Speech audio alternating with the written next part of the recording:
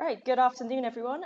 Welcome to our third installment of our live video interview series, where we speak to some of the most exciting voices on Greater China. Today, I'm delighted to welcome Professor Steve Tsang.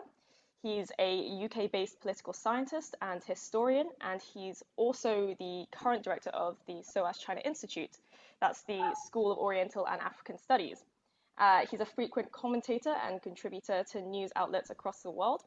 And he has delivered his expert opinion to parliamentary committees in the British House of Commons, European Parliament, and US Congress. Welcome, Steve. Hello. All right, so let's jump straight into it. We've got a lot to talk about. So in the past few hours, we've seen the NPC, National People's Congress, China's rubber stamp parliament, voting overwhelmingly in favor of imposing national security laws in Hong Kong. And this came after the US Secretary of State Mike Pompeo said that Hong Kong could no longer be considered sufficiently autonomous, which is the condition upon which Hong Kong enjoys special economic and trading privileges from the US. So, Steve, can you let us know, does this signal the end of Hong Kong as we know it, as a place of free expression and also an international conduit for business? I wouldn't go as far as to say this is the end of Hong Kong. Hong Kong is an incredibly resilient place and incredibly entrepreneurial. And I'm sure Hong Kong will continue to find ways to make itself important and worthwhile for the rest of the world. Hong Kong had gone through a lot in the last 150 plus years. What I would say is that it is the beginning end of one country. It is not quite the end of it yet, because the decision is not yet law, and the law will still have to be passed by the National People's Congress Standing Committee. And the reason why I say that it is the beginning of the end of the one country model is that the whole basis of the one country, two systems, the basic law, the Sino-British Agreement of 1984, are about keeping Hong Kong as a special place, keeping Hong Kong's system and way of life until 2047. Now, there is fundamentally nothing wrong with the Chinese government asking for a national security law to be passed in Hong Kong, because that is provided for in the basic law under Article 23. The problem here is that when the Chinese government feel that it cannot get this through Hong Kong's Legislative Council, then decided to bypass it and have the NPC to legislate on behalf of Hong Kong. Whatever they say, that this is within the remit of the basic law, people in Hong Kong and elsewhere who do not look at it with tinted glasses will see that this really is bypassing the requirements of the basic law, particularly the requirement that the national security law will have to be passed by the Hong Kong Legislative Council. So this, I think, more than the specific contents of the national security law, marks the beginning of the end. Now, we do not yet, at this stage, know what the national security law will say in details. It hasn't been passed yet. The likelihood is that this is going to be very restrictive to a lot of the freedoms that people in Hong Kong have enjoyed. But it's not going to be a sort of completely blanket restriction. I don't think Hong Kong is going to change overnight when the law has been promulgated and put into effect. I don't think you are going to be run out of business the day after the law comes into effect. What the law will probably do is that anything that will be seen as subversive of state power, for which it really means subversive of the Communist Party's monopoly of power in China as a whole, including Hong Kong, will not be tolerated. And that can be a fairly expensive interpretation of what kind of actions they may include. And you mentioned briefly that, uh, there's nothing, I mean, Hong Kong has a constitutional duty to legislate national security laws, but the difference being is that Beijing has pushed this and introduced this. So, I guess my next question is why now? Why after so many months of protests? We saw, of course, protests in 2014, 2016, and now last year's protest was the kind of most long-lasting. So why do you think Beijing has decided to do this now? Now is in some ways the perfect moment from Beijing's perspective. The Western countries most likely to speak up for Hong Kong are mostly laid low by COVID-19 at the moment, and they are dependent on China for PPEs. So in that sense, there really isn't a better moment for it to be introduced. But having said that, I want to underline that it will be wrong to assume that this is all because of COVID-19. It isn't. I think the decision to do something like this, introduce a national security law for Hong Kong, was decided before COVID-19 became the most important issue in China and in the world. I'll come back to explain why I think so. What we have to understand is that when Xi Jinping became leader in China in 2012, there started a change, a shift in how China or the Chinese government approached Hong Kong. They were slowly eroding Hong Kong's autonomy ever since 1997, but that erosion was at a kind of scale and pace that people in Hong Kong could tolerate and live with, and the rest of the world could afford to look the other side and not push the issue. Reality is that from the very beginning, very few people will believe that all through the 50 years period from 1997 to 2047, that nothing will change in Hong Kong. Nobody would seriously believe in that. But it was how that is going to happen and how it was to be managed. 2012, we saw a much more assertive approach on the part of the Chinese government after Xi Jinping became leader, and that more proactive approach of the Chinese government did have a certain effect in Hong Kong. And it's also in this time frame that we started to see not just the occasional one or two individuals who talk about that, oh, maybe Hong Kong should be thinking about something like independence, with practically hardly anybody giving that any attention. But from after 2012, we're beginning to see that gathering a little bit of attention. And then it started to get more attention, and people started to talk more about self-determination, and in a few cases, even independence. Now, that's then triggered a kind of a vicious circle. The Chinese government became even more concerned because ideas like self-determination or independence, and from their perspective, there's no difference between the two, were being talked about. Then you have occupied and the umbrella protests, which again caused even more concern. But even then, they were still willing to allow Hong Kong to basically continue. And that's where we have that debate about the selection or election of the chief executive of Hong Kong. And the Communist Party still responded in a way that was true to the way how the Communist Party always behaved. Namely that Hong Kong could have free and honest general election for the chief executive, as long as all the candidates have been screened and approved of by the party beforehand.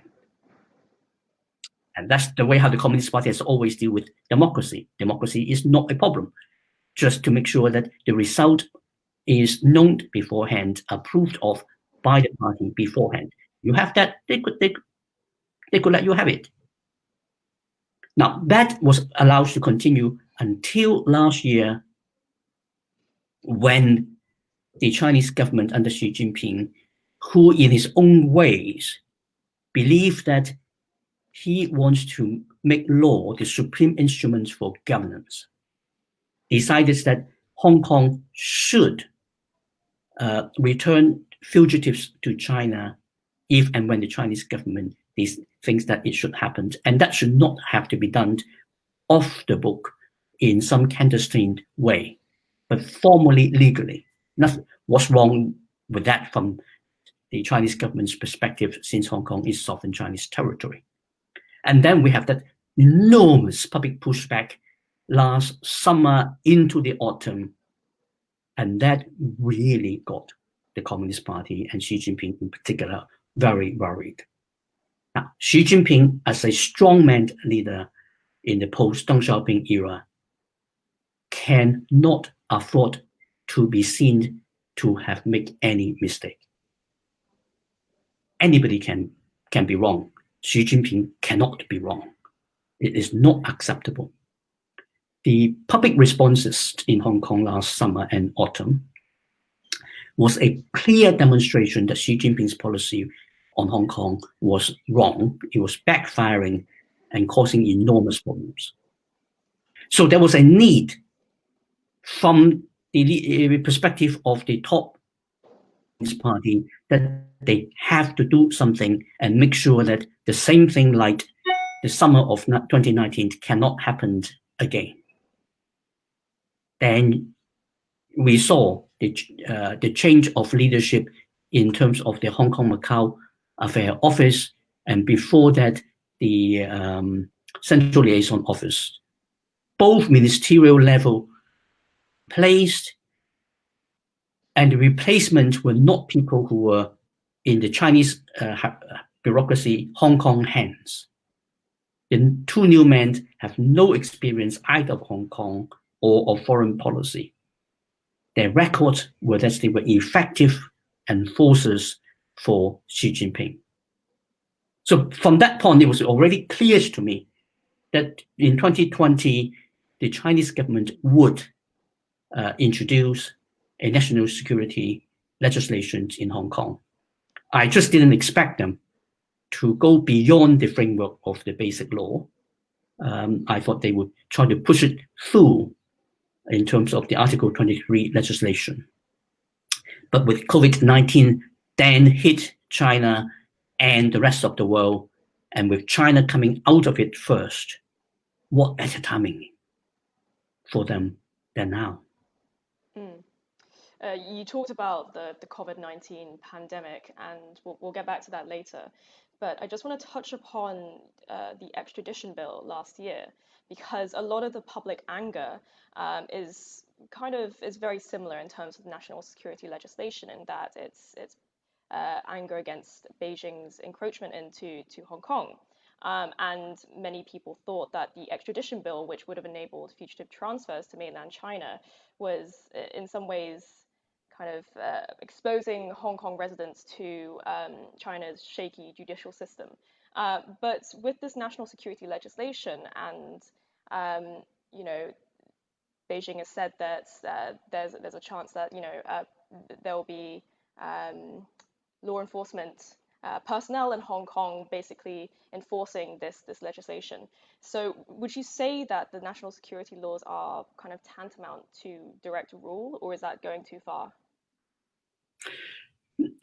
I wouldn't quite say that it is direct rule. I think it is still indirect rule, but there is an enormous difference between May 2019 and May 2020. For all the problems of last summer, when the problem started in Hong Kong, May, June 2019, there was no serious question that Carrie Lam, as chief executive of the Special Administrative Region, was in charge. The initial mismanagement of the extradition bill was very much Carrie Lam's mistake.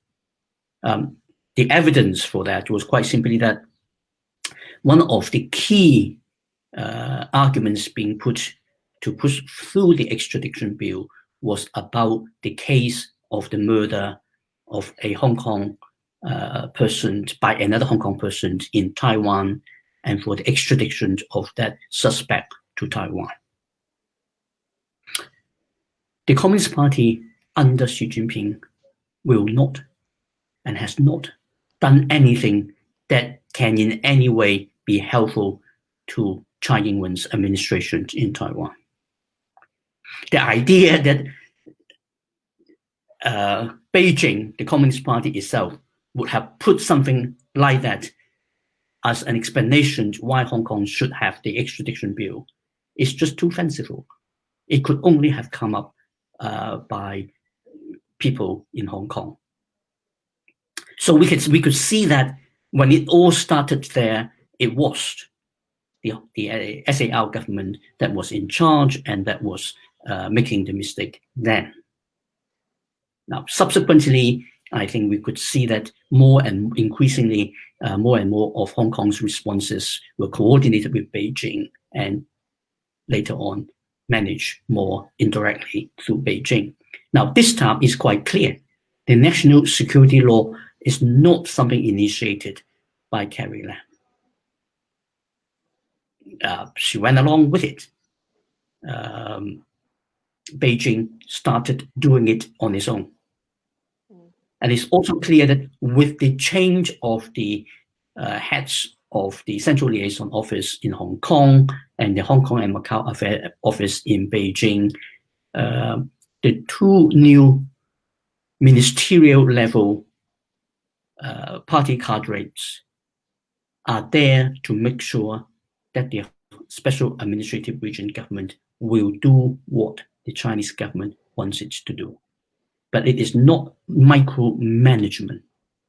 It's still setting the big direction and requiring the SAR government to simply do what will be needed. It's interesting that you pick up on Carrie Lam. Why do you think she's still in charge after all of what happened last year and the whole saga with the extradition bill? Why is she still chief executive? If Xi Jinping were to replace Carrie Lam, then the very act would be an acknowledgement that he made a mistake in choosing Carrie Lam in the first instance.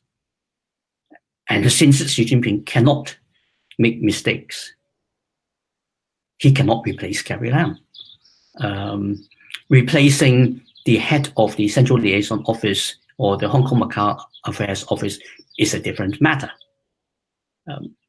Nobody in Hong Kong is going to see that as an acknowledgement of any mistakes that Xi Jinping would have made. It simply reflects a shift in terms of the priority from having somebody who understands the sensitivities of Hong Kong politics and society to having somebody who is much more effective in implementing the will of the top leadership within the Communist Party.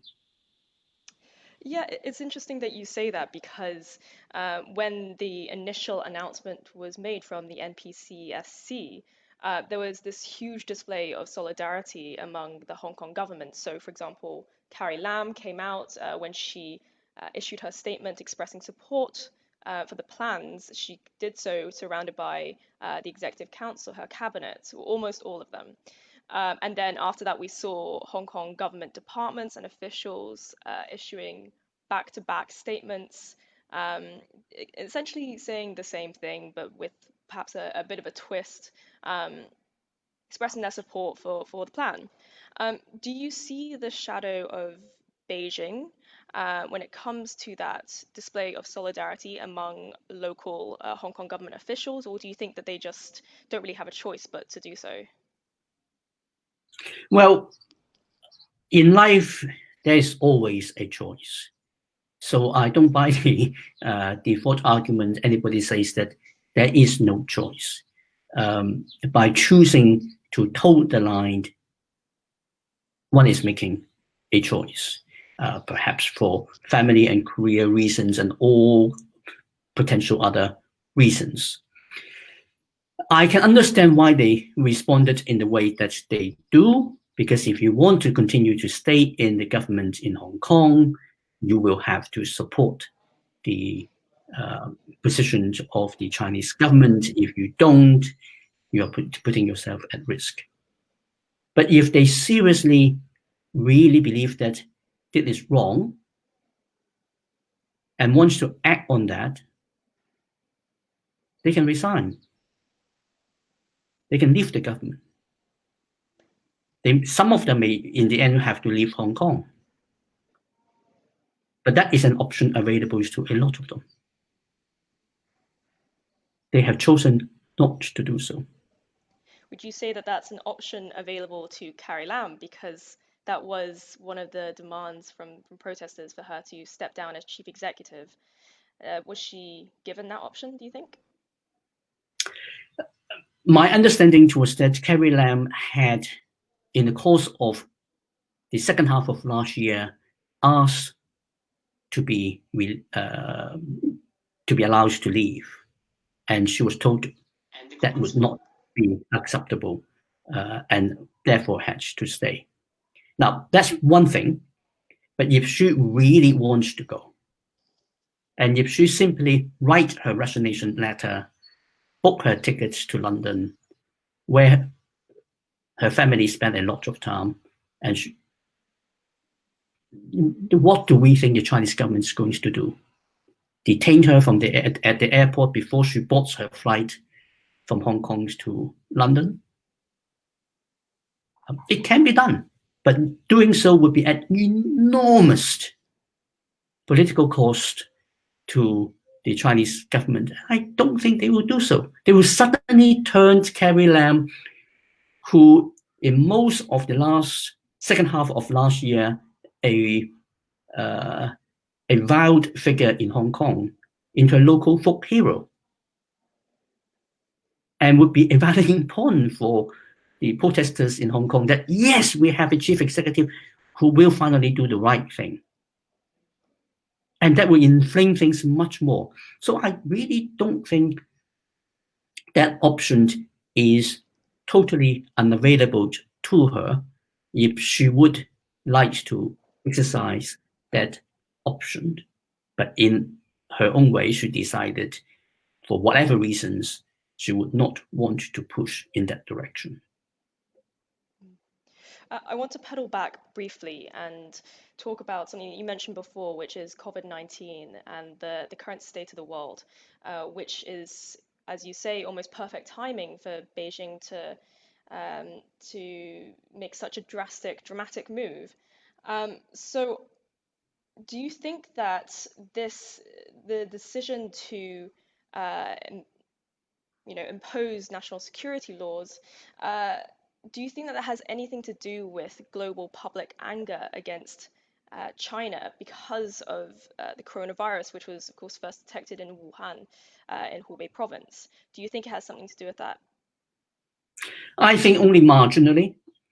I think the decisions to push for a national security law in Hong Kong was already made when Xi Jinping decided to appoint Law Huining to take over the Central Liaison Office in Hong Kong. And that certainly was confirmed when Sha Baolong was also appointed to take over the Hong Kong Macau Affairs Office. And Low's appointment was made before COVID-19 became a big political issue, and Sha was appointed when just after the two party secretaries in Hubei and Wuhan were also replaced. So I think it would be much more like COVID-19 simply reinforced the Chinese government's determination to press on, because COVID-19 shows that the party leadership was in trouble. Because remember, China is doing very well with COVID-19 now, but China was not in a good place in February. And there were a lot of anger domestically within China, and there were questions being raised as to how this was being managed, whether this was China's Chernobyl moment. And Xi Jinping was somewhat beleaguered, perhaps for the first time since he became leader in 2012. So it became even more important for Xi Jinping not to appear weak. Your wider international negative responses to China's handling of COVID-19 simply make it even more important that this needs to be done. And in terms of the international response, with, of course, we mentioned earlier, US Secretary of State Mike Pompeo saying that Hong Kong can no longer be considered sufficiently autonomous as it enjoys trade and economic privileges from the US. So can you see any widespread international backlash to this? And if so, how will it materialize? Do you think it will take the form of, for example, sanctions or something like that? If you're talking about international backlash I think that you're not talking about backlash against Pompeo's statement, but against the Chinese government's policy. Yeah, the national security law. I think we are going to see more stronger responses from other governments, potentially including the UK and the EU. The initial responses were, in fact, rather weak, quite frankly. The US position will probably make it politically more desirable for governments in London and in Brussels to try to take a more robust position, but they will not go to the extent of the United States. And of course, what we have with the Pompeo statement of yesterday was that it was a recommendation that he's putting to both the administration and to the US Congress. How the responses will be calibrated first and foremost by the Trump administration. If the administration itself has a well-calibrated response, Congress will probably simply support that and not interfere. And bearing in mind that this is based primarily on both the Hong Kong Policy Act and above all, the Hong Kong Democracy and Human Rights Act. And both acts were passed in the United States to help and protect Hong Kong. Neither acts were passed to kill Hong Kong. And a full removal of Hong Kong's special status under the Hong Kong Policy Act would go a very long way to kill Hong Kong. So it's very unlikely, even for the Trump administration, to go to the full extent of what the US law would allow the administration to do. And much more likely, they will be picking on one or two things that will be targeted against, say, senior Chinese officials or potentially the utility of Hong Kong in terms of helping China to secure sensitive technologies that mainland China could not directly secure. I would see those as the most likely areas where the Trump administration will focus on to put pressure on China and try to get the Chinese government to back off. I mean, we are still at a stage that a decision has been taken by the NPC. How that decision is going to be implemented, what time frame the decision is to be used to be implemented, are still open to interpretation within the Chinese government. So there is a not completely unreasonable expectation in Washington that it could have that effect. The reality is that it's very hard to see the Chinese government under Xi Jinping backing off under American pressure. He will retaliate instead. Yeah, you mentioned that it's still kind of open to interpretation. You know, they're still working things out, and there was quite a poignant video that came out of Matthew Cheung, so Hong Kong's number two. I think it was an interview with CNN, and he also expressed that he didn't quite know how the legislation would really the finer details of it so far, and people have picked up on that, saying that it's not really within the Hong Kong government's control. Do you agree with that? No, I do not agree with that. That is, I think, the basic problem with the Special Administrative Region government since 1997. It is a government which is allowed to have agency. Just before the handover in 1997, the Chinese government, the Communist Party, went out of its way to explain the nomenclature of the Chief Executive's office in Hong Kong, by which the Chinese Communist Party made it clear that the Chief Executive of the Special Administrative Region in Hong Kong enjoy a status somewhat above that of a provincial leader or a central government ministry leader. So even though the chief executive is also a ministerial rank cadre, he or she is meant to have a status slightly above, not a full rank above, but somewhat above. And the reason was to make sure that the Special Administrative Region of Hong Kong will not be bullied by any Chinese province or is equivalent in the central government. So that was provided for, and that means they always allow the scope for the Special Administrative Region government to have a say in a lot of things. We have not seen since 1997 any chief executive who tried to assert that over Hong Kong policy. It's about time that they do their jobs, which is to engage with the Chinese government and explain what can and what cannot work in Hong Kong. As I said a bit earlier, the Chinese government under Xi Jinping has no intention to kill Hong Kong. Xi Jinping just wants people in Hong Kong to be loyal to China, and for China, it was the Communist Party under the leadership of Xi Jinping.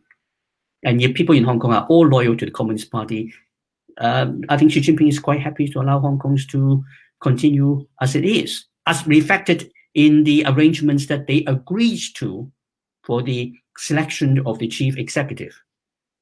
If we pre-screen the chief executive candidates, you can have free elections.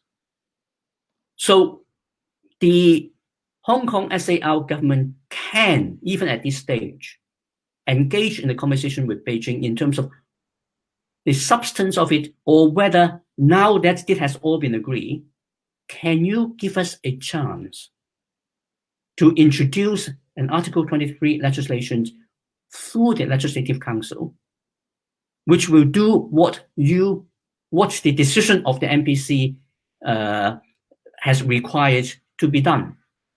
If it can be done through Article 23, then there is no need for the NPC Standing Committee to legislate on behalf of Hong Kong and cause all this problem. And we might then be able to deflect the pressure from Washington and put us on an unwanted negative spiral, which will hurt the interests of Hong Kong and the PRC. And why are they not doing that? Well, we have the legislative elections coming up soon. What do you foresee happening? Because last November we saw a groundswell of support for pro-democracy candidates during the district council elections, and that was in line with the protest movement. So do you think that that can be replicated in a few months' time? I think the forthcoming Legislative Council elections is now all up in the air. Elections are inherently unpredictable. If you have a real democracy, you cannot predict the result of a general election. It's only when your system is not working properly that you can easily predict an electoral result. With the electoral elections this September, things are even more uncertain now, because we now have the uncertainty being brought forward by the prospect that the national security law will be introduced potentially before September 2020, which means that the effect of the national security law could in fact inflame public opinion in Hong Kong so much that for the first time, the pan-Democrats may well actually win a majority control in the Legislative Council. It's extremely difficult for them to do so because of the way how the system is being stacked against them. But when you have so much public anger and there's so little alternatives for them to articulate that anger, that becomes a way that I think some people in Hong Kong may well choose to do so. So that prospect at the moment, I think, cannot be ruled out. Now, that very prospect will pose an even bigger problem because that will be even less acceptable to the Chinese government or the Communist Party. And they will have to do even more to try to make sure that such a result does not happen. And what they will do remains to be seen. We are now seeing a government in Beijing that is prepared to think outside of the box, consider options that were not previously considered as possible under some kind of very broad interpretation of one country, two systems. And if you have also at the same time more protests in Hong Kong, and some of which are in fact violent, and with the passing of the national security law, it will not be too difficult for the Chinese government to simply say that we will have to suspend or defer the election for the Legislative Council. And again, that is a prospect which I don't think we can now rule out any longer. But beyond delaying the elections, there's also a fear that this could potentially lead to pro-democracy candidates being disqualified or somehow prevented from running in the election. Of course, we see in the past that pro-democracy candidates have been DQ'd, disqualified, although in some cases, courts have overturned that, but often on technicalities. For example, they weren't given enough time to respond, something like that. So do you see that being a potential, something potentially happening, particularly when there's fear that national security legislation will be retrospective? Yes, I think that is a risk which will have to be taken into account. As you say, they had done so before, and the prospect is that the national security law is likely to enhance the scope for the government in Hong Kong to do so. And therefore, that is an option that I think they will consider. And in some ways, that will be a less drastic option than suspending or deferring the electoral elections completely. Because doing that, again, is going to inflame public opinions in Hong Kong even more. And there have been some calls from online commentators, netizens, saying that some pro-democracy figures should probably flee Hong Kong soon, particularly Joshua Wong of Demosisto, the political group. Do you think that that is a necessity at the moment? That's a matter for people like Joshua Wong to decide. He's a smart person. He understands a lot more than perhaps sometimes is being given credit for. He knows when you are engaging in a movement like the one that he is pushing and in some ways leading, there's an enormous personal cost to him and to his family and perhaps even some of his friends. And equally, if he leaves Hong Kong, fairly quickly he will become irrelevant in terms of local politics. And people in that kind of situations have to choose. whether they put the priority of personal and family safety first, or whether they put the cause first. I don't think there is an inherent better choice on something like that. It's very much a personal one, and either choice should be respected, however the individual concerned should make it. I don't think anybody has a right to say, since you started this, young man, you must stay and face all the consequences. I don't think that is fair.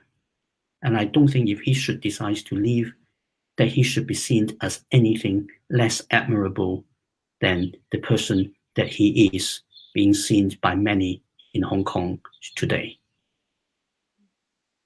So I just want to move briefly on to protest strategies, because of course we've seen a long history of protests, most notably 2014, the static umbrella movement, Occupy Central. But then we've seen a shift away from that, of course, if we compare that to last year's protest, which was famously dubbed the Be Water slogan, which was, by having kind of flashpoints and then dispersing. But in terms of protester strategies now, which are largely organized online and are decentralized, and they lack a single leader, it's becoming increasingly predictable for protesters and police to predict protester strategies and moves. It makes it quite difficult to congregate en masse. And this is a question that we're constantly confronted with as journalists. And there's no real correct answer, because it's difficult to predict the future. But if you could kind of, what do you think is the next logical progression in terms of protester strategies? Do you think that they can replicate the amount of support and manpower that they did last year, or do you think that's just simply not possible now? I think trying to replicate what happened last year is going to be much more difficult now, partly because of COVID-19, and partly because of the expected passing of the national security law. Once the national security law is passed, a lot of the actions that were taken last year would have been criminalized. And that would have a certain deterrent effect on some of the people who were involved. So to simply replicate what happened last year would have been very difficult, and that was why they were trying to introduce the national security law in the first instance. Now, whether it means that they will not try to do so and would not be successful in trying to do so, I think remains to be seen. It will not completely surprise me if they will be able to do so. But personally, I'm an academic, and by the standards of what is happening in Hong Kong, I'm a very old man. I think the activist protest is not the right approach. The violent protest is not doing Hong Kong as much favor as the massive peaceful demonstrations would do for Hong Kong. Reality is that with the full force of the Chinese state and security forces, plus those available in Hong Kong, eventually they will crush whatever protests and resistance in Hong Kong. And Hong Kong would gain far greater international support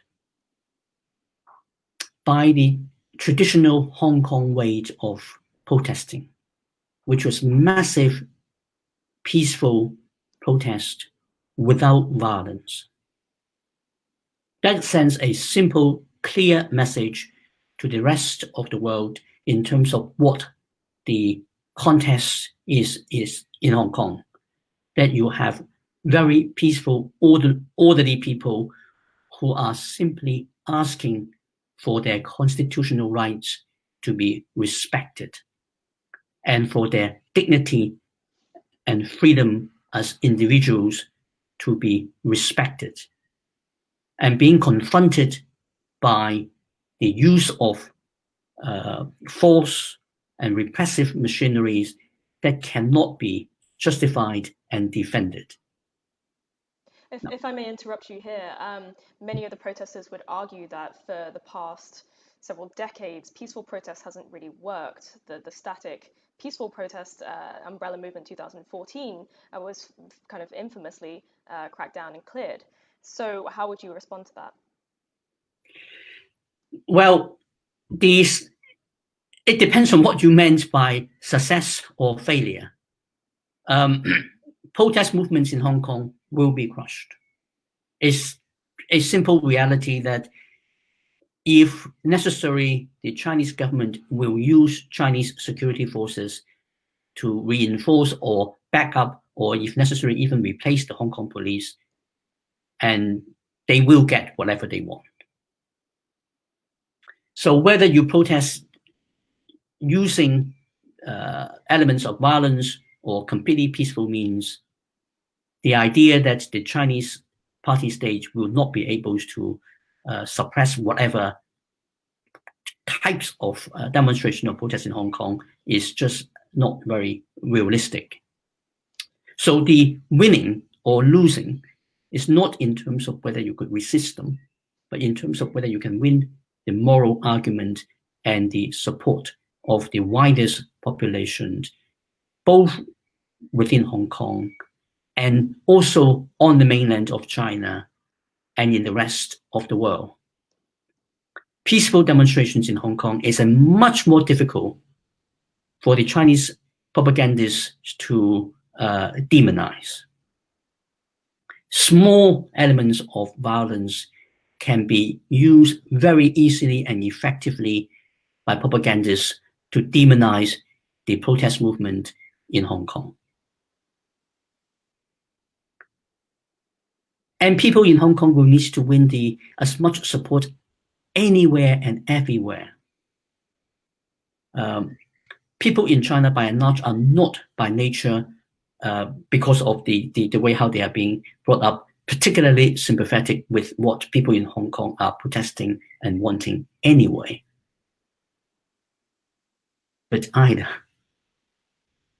And if all the Chinese propaganda footages are showing very peaceful protesters, it's very difficult for the Communist Party to say that these are terrorists, these are Hong Kong terrorists, trying to destroy the unity of the Chinese people and is undermining everything great about the Chinese.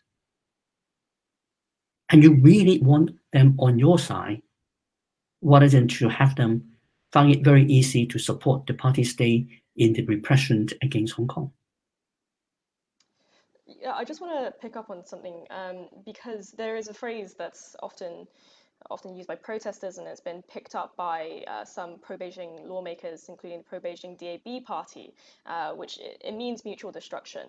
And you can see it kind of spray painted across Hong Kong, graffitied, if we burn, you burn with us. And you mentioned previously that sometimes it's not about success or failure, but it seems like the sentiment, at least among a portion of protesters, is the idea that, well, if our movement can't succeed, then we'll take you down with us. So I was wondering, could you respond to that as well and give us your insights? Well, that is a call of desperation. We burned, you burned with us. Is a kind of response that you are changing Hong Kong for the worst, and we don't see a future for us in that new Hong Kong you're creating. So let's just destroy it so that you don't get the benefits of it. We lose, fine. We pay the price. Yes, we know that. We will do that. I understand where that comes from. I think that is still misguided, because what we have to understand is what people in Hong Kong, what protesters in Hong Kong have to understand is what the Chinese government is trying to do in Hong Kong and what it is prepared to do in Hong Kong, and try to, within those limitations, do the best they can that will be most effective in protecting what Hong Kong still is, the core values of Hong Kong. Now, people in Hong Kong generally found the idea of the Greater Bay Area a bit of a joke. I don't think many people take it too seriously, unless you have investments involved in some of those projects. I think that is very unwise. There is a paradigm shift in the way how Xi Jinping and the Communist Party look at Hong Kong. And that is very closely tied to the Greater Bay Area. In Hong Kong, and for people like me outside of Hong Kong in the West, we see Hong Kong as a special place that should be kept. This is what the one country, two systems is about. This is what the basic law is about. This is what the Sino-British Agreement is about. We keep Hong Kong as it is. And the future of Hong Kong is to remain as it is. When Xi Jinping came up with the idea of the Greater Bay Area about 3 years ago, he saw Hong Kong as an integral part of the Greater Bay Area, together with Shenzhen and Guangzhou and a few other cities in between. In this new paradigm, it doesn't need to keep Hong Kong as it is. Hong Kong can still be and should still be special in this wider framework of the Greater Bay Area. But that specialness is a different kind of specialness. And if Hong Kong loses some of the great qualities it has, but still be a useful part of the Greater Bay Area, it works for the Communist Party. And that's why in that calculation, the significant cost of the repressive policy that the Chinese government is taking towards Hong Kong will be costs that can be tolerated. In a very crude calculation, in 1997, Hong Kong was something like 20% of the Chinese economy. 2019 is about 3%. If we go back to the 1980s, Hong Kong was something like over 30% of the Chinese economy. So if you were part of the Communist Party top echelon, you calculate. If Hong Kong would simply suddenly cease to exist, in economic terms, it's 3% of the economy being lost. COVID-19 already caused more than 3% of the Chinese economy, and the Chinese economy is still standing strong. So from their perspective, losing Hong Kong's economic value is a tolerable calculation. Now, I don't think they want to do that, and that is exactly where the fight will have to be. Simply trying to keep Hong Kong as it was is no longer terribly realistic. But to keep Hong Kong very close to what it was within the Greater Bay Area framework at a cost that would not be unacceptable to the Communist Party is not unachievable. And that would be a better outcome for Hong Kong, because it means, yes, there will be erosion, but it will not be the complete end of the one country, two systems. When we get back to the one country, two systems, we have to acknowledge a simple reality that, yes, we like to keep it exactly as it was being promised. But if the erosion is within tolerable limit, it is better than having it completely lost. So ever since 1997, there's always an element in Hong Kong and in the friendly part of the West towards Hong Kong to slightly overlook some of the erosions that happened against the one country, two systems. Because the more we acknowledge every single bit of erosion, the quicker the erosion process will be. And we all have a vested interest to slow that process down for as long as we can. It doesn't sound very attractive to people in Hong Kong. I understand that. But politics is the art of the possible. Democratic politics requires compromise on a daily basis. You cannot have a democracy that functions if you do not compromise. Nobody likes compromise, but compromise is what makes us work. Well, I mean, many people are saying, including some pan-Democrats, democratic lawmakers, that these laws would signal the death of the one country, two systems principle, which they say is very much founded upon freedom of expression, freedom of protest. But you mentioned that if this can be eroded at a bearable cost, do you mean in terms of an economic cost, or does it not really matter to Beijing that these freedoms, freedom of expression, is being slowly eroded? Does that not matter? Freedom of speech and freedom of assembly and all that certainly matter.